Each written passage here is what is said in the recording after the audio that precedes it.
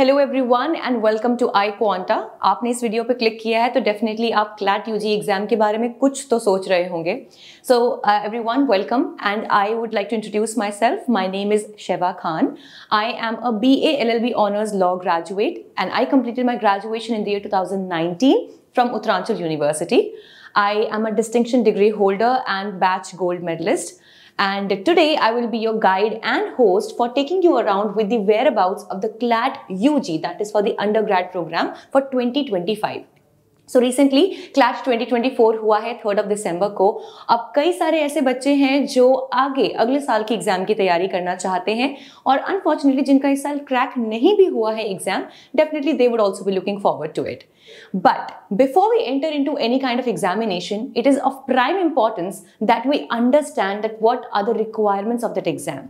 कहते हैं ना, किसी भी बैटल पे जाने से पहले उसको समझ लेना चाहिए, तभी हम सही टाइप के वेपन्स को ले जा सकते हैं।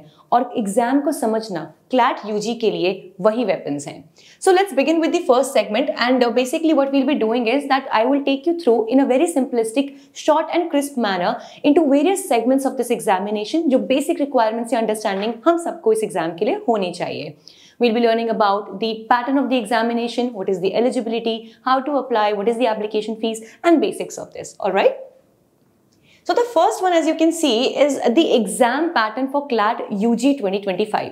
See, जो पैटर्न है ना क्लैट यूजी एग्जामिनेशन का, वो पिछले 2 से 3 सालों में ड्रास्टिकली चेंज हुआ है। Like about few years ago इस पैटर्न में डेफिनेटली एकदम मल्टीपल चॉइस क्वेश्चंस आते थे, बट अब ये पूरा का पूरा examination in a way reading comprehension या पैसेज बेस्ड क्वेश्चन बन चुका है। सो ऐसे में हमारे पास 5 सब्जेक्ट्स, जिनको 5 सेक्शंस में बेसिकली बांटा जाता है, वो है पहला for English language, जो definitely you know is of prime importance when we are doing about the CLAT UG exam. We will deal it, अभी मैं थोड़ा डिटेल में आपको इसके बारे में बता दूंगी। Then we have the current affairs segment, the legal reasoning segment.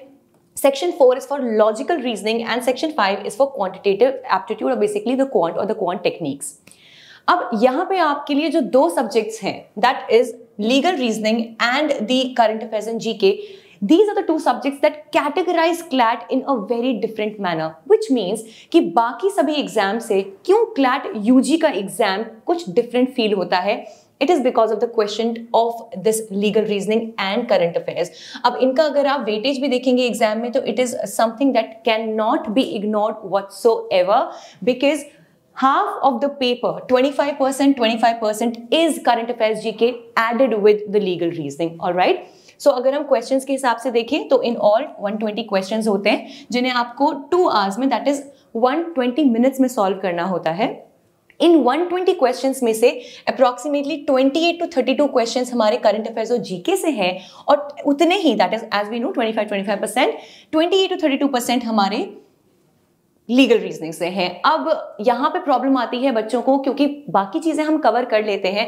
देखो, जब हम स्कूल में थे, when I was also in school, so we used to participate in various kinds of olympiads, right. So इन चीजों की तैयारी वहां पे हो जाती थी, स्पेशली अगर मैं क्वांट की, LR की, और अगर इंग्लिश लैंग्वेज की बात करूं।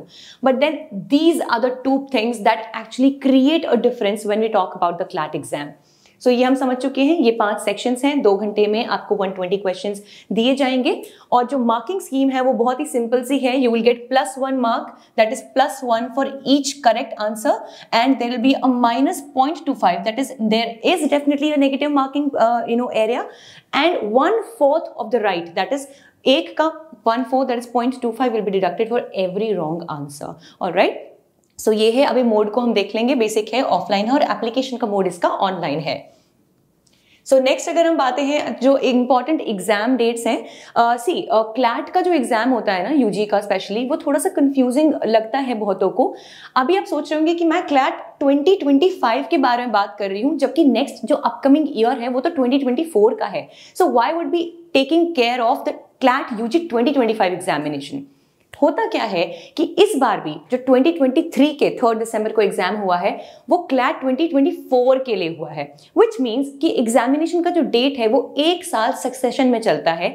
वाई? बिकॉज एग्जाम तो पिछले साल हो जाता है, लेकिन जो आपकी काउंसलिंग होती है, जो आपका एडमिशन होता है, वो नेक्स्ट एकेडमिक ईयर में होता है। सो गेटिंग, अगर आप नेक्स्ट ईयर पेपर देंगे तो आप उसके नेक्स्ट ईयर के एकेडमिक एडमिशन के लिए तैयारी करेंगे और पेपर देंगे. So that is why your exam will take place in December 2024, but the admission that will be getting in the counselling will be in 2025. So I hope ये clarity आप सबको है, बिकॉज ये कंफ्यूजन बहुत लोगों को, बहुत बच्चों को अक्सर होती है.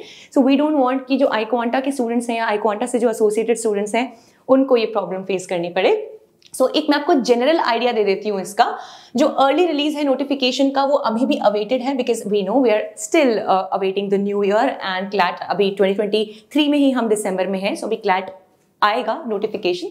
सो वी कैन होप कि जनवरी 2024 के आसपास ही नोटिफिकेशन आ जाना चाहिए. फिर अगर हम रजिस्ट्रेशन की बात करें, आप जुलाई या अगस्त में एक्सपेक्ट कर सकते हैं in the upcoming year registration के लिए. Last date of CLAT application generally आपकी नवंबर 2024 तक स्ट्रेच हो जाती है, होगी. एंड अगर हम एडमिट कार्ड्स की बात करें तो वही होता है, जब आप आपका एप्लीकेशन फॉर्म फिल कर देते हो उसके 15-20 दिन के अंदर अंदर आपका एडमिट कार्ड आ जाता है. So which would be in the month of November December, depending upon कि आपकी एग्जाम की डेट क्या फाइनलाइज होती है. देन जो एग्जाम है वो होगा हमारा दिसंबर 2024 में, almost on the similar lines and dates जैसे इस साल था. और जो आंसर की है वो जनरली एग्जाम के एक हफ्ते के अंदर या 10 दिन के अंदर आपको मिल जाती है. इनफैक्ट उससे भी पहले एट टाइम्स आपको आंसर की मिल जाती है, क्योंकि रिजल्ट भी काफी जल्दी आ जाता है क्लैट का. और अगर रिजल्ट्स की हम बात करें तो जैसा इसमें लिखा हुआ है, तो दिसंबर 2024 या लेटेस्ट जनवरी 2025 तक जो रिजल्ट है वो स्ट्रेच हो सकता है. एंड कमेंसमेंट ऑफ काउंसलिंग आपकी यहाँ पे हो जाएगी.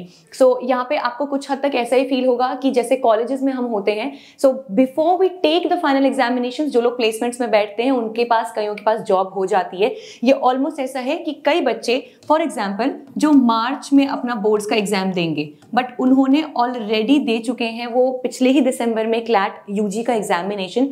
So even before they will be taking their final exams in March, if at all they clear the exam for CLAT UG, they will already have a seat in any one of the NLUs, that is the National Law Universities, and यहाँ पे वो अपने exam से पहले secure हो सकते हैं with their admissions. So I hope आपको ये एक जो क्रोनोलॉजी है वो समझ में आ गई होगी. Next is what is the eligibility. See, I will take you it through the eligibility as a very in a quick manner, क्योंकि अगर आप 12th पास हैं या आप 12th का एग्जाम दे रहे हैं तभी आई एम श्योर कि अगर आप अंडरग्रेड प्रोग्राम के लिए देख रहे हैं तो आपको कुछ आइडिया डेफिनेटली होगा इफ और not you are eligible.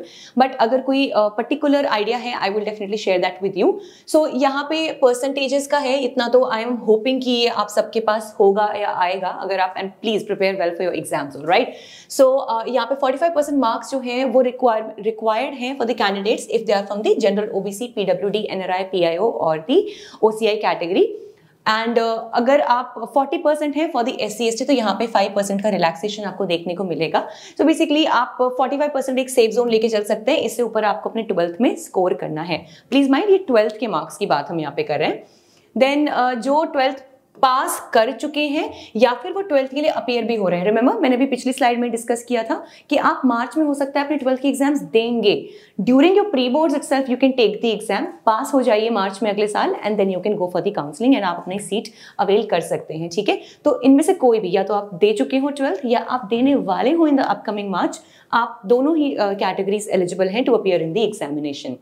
Then who are already pursuing graduation can also write the examination if they want to get a better seat, a better NLU or a better kind of placement. ठीक है, तो ये भी आजकल बहुत common है कि आप ऑलरेडी ग्रेजुएशन में हैं, तो बेसिकली आप ये समझ सकते हैं कि इसकी कोई सच एज लिमिट नहीं है, राइट. तो आप ऑलरेडी परस्यू कर रहे हैं, अपने कॉलेज में हैं, still you can take the CLAT UG examination. Then Indian nationals और the NRIs seeking admission to the UG programme shall appear in CLAT 2024. But जो फॉरेन नेशनल्स हैं, डेफिनेटली देखो क्लैट इंडियन लॉ के लिए है. So Indian institute में आके उनके लिए क्लैट यूजी के थ्रू पढ़ना पॉसिबल नहीं है. सो द फॉरेन प्रोफेशनल्स और foreign nationals basically they would not be allowed to appear in the test. Okay, and ये मैंने आपको बताया है कि there is no upper age limit as such, तो यहाँ पे शायद आपके लिए थोड़ा सा कॉम्पिटिशन बढ़ सकता है, बट तैयारी अच्छी रखेंगे तो definitely it's going to go great with you. अब एक ये देख लेते हैं जहाँ पे काफी कंफ्यूजन होता है meanwhile you are filling the forms. So इस वीडियो को आप सेव करके रख लीजिएगा ताकि आपको ऑलमोस्ट हर स्टेज में अपनी क्लैट एग्जाम की प्रिपरेशन में इस वीडियो की हेल्प आपको मिलेगी. जो आपकी फोटो है जो आप उसमें अटैच करेंगे वो फ्रंट फेसिंग होनी चाहिए. ऑब्वियसली देखिए सेल्फीज लोगों को बहुत पसंद है, बट क्लैट को सेल्फीज उतनी पसंद नहीं है. सो आप अपनी रीसेंट फोटोग्राफ यूज कीजिएगा with a plain background. Now purposefully I added these 2 photographs ताकि आप कंपेयर कर सकें कि प्लेन बैकग्राउंड का मीनिंग क्या है. कोई भी क्लटर, कोई भी और लाइटिंग या कोई भी और बैकग्राउंड आपकी फोटो में नहीं होना चाहिए। सिंपल स्ट्रेट प्लेन बैकग्राउंड में आपकी फोटो यानी कि ये अलाउ की जाएगी और ये फोटो अलाउड नहीं होगी। छोटी छोटी बातों का आपको ध्यान रखना होगा जब आप फॉर्म फिल कर रहे होंगे, बिकॉज कभी कभी बहुत छोटी मिस्टेक से फॉर्म रिजेक्ट हो जाते हैं एंड अल्टीमेटली हमें पूरे साल वेस्ट हमारा हो जाता है और नेक्स्ट ईयर का वेट करना पड़ेगा सिर्फ एक गलती की वजह से। So we should not let that happen. Of course आपका एक सिग्नेचर होना चाहिए, ठीक है। देन कैटेगरी, अगर आप किसी कैटेगरी को, जैसे पीछे हमने पढ़ा था कि अगर आप ओबीसी, पीडब्ल्यूडी किसी कैटेगरी को अगर आप अवेल कर रहे हैं, उसके अंदर कोई reservation as a relaxation avail कर रहे हैं, तो आपको उसका सर्टिफिकेट भी अटैच करना होगा। Then relevant certificate issued by competent authority जो आपको लगाना होगा if you are from PWD category, ठीक है। So PWD category guys it's a person with disability, ठीक है, अगर आपको कोई कंफ्यूजन है तो, ठीक है। एंड अगर आप बिलो पॉवर्टी लाइन कैटेगरी को भी अवेल करना चाहते हैं तो आपको बेसिकली सर्टिफिकेट अटैच करना होगा, ठीक है। नेक्स्ट है कि किस तरह से इसका एप्लीकेशन प्रोसेस होता है। बहुत हम सिर्फ कीवर्ड्स पे ध्यान देते हैं, ठीक है। ऑफलाइन जो है आपका एग्जाम होगा लेकिन एप्लीकेशन ऑनलाइन है, तो which is going to be very easy for you all. आप अपने घर बैठे इसको अप्लाई कर सकते हैं and this is the website. हाँ देखो, मैं एक I would like to take a moment everybody, आपको कोई भी इंफॉर्मेशन चाहिए क्लैट से रिलेटेड, एनएलयू से रिलेटेड या कुछ भी, एनएलयूज के लिए आप उनकी ऑफिशियल वेबसाइट विजिट कर सकते हैं, बट क्लैट के लिए this and only this is the most reliable source, okay?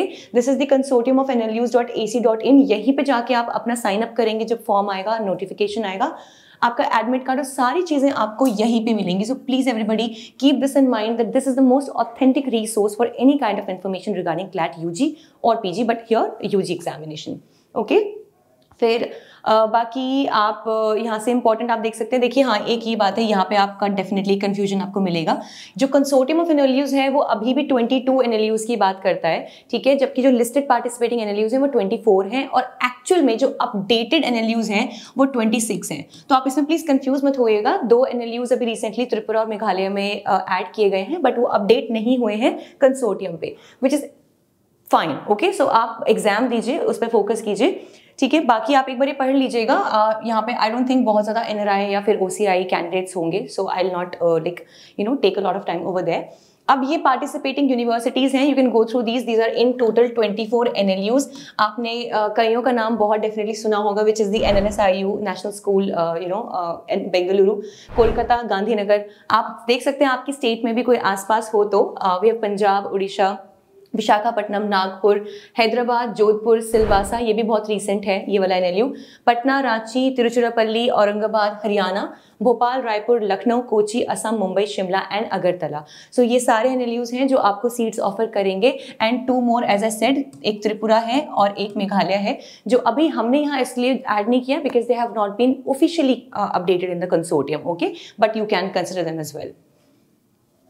And this will be all everyone. So I hope that this information was informative to all of you and stay tuned. कोई भी confusion होता है तो आप हमारा WhatsApp group है जिसका link आपको इसके वीडियो के डिस्क्रिप्शन में मिलेगा, definitely join कीजिए उसको। For any kinds of updates or queries you can directly get in touch with me and our amazing team at iQuanta. We will be very happy to help you all and thank you so much everyone. Take care and all the best.